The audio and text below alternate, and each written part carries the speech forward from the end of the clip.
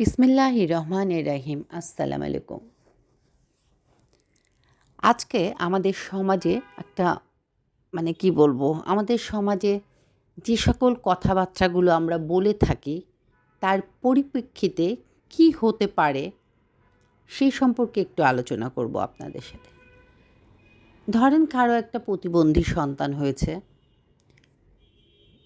তো আত্মীয়স্বজন, পাড়া-প্রতিবেশী তাদেরকে কিন্তু অনেকভাবে তুচ্ছ করে যে তার সন্তানটা এরকম হয়েছে, এই সেই অনেক কথাই বলে।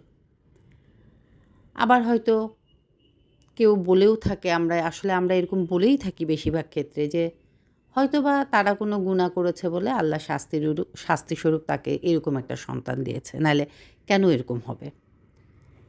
এর প্রেক্ষিতে একটা কথা বলি যে আপনি বললেন যে তার বাবা-মা হয়তো কোনো গুনাহ করেছে বলে তার প্রেক্ষিতে আল্লাহ তাকে এই শাস্তিটা দিয়েছে, এরকম সন্তান।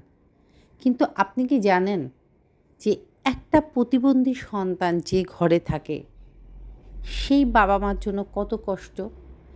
তার মানসিক শান্তি, তার সামাজিক চলাফেরা সব কিছুতেই তাদের কিন্তু অনেক কষ্ট। আর ওই সন্তানটা তিলে, তিলে যখন বড় হয়, তাকে পালাটাও তাদের জন্য অনেক কষ্ট। দেখা যায় কি, এই যে আপনি মুখ দিয়ে বললেন, এমনও হতে পারে যে আপনি মুখ দিয়ে যে বললেন তারা কোনো গুনাহ করেছে বলে তার প্রেক্ষিতে এই সন্তান হয়েছে।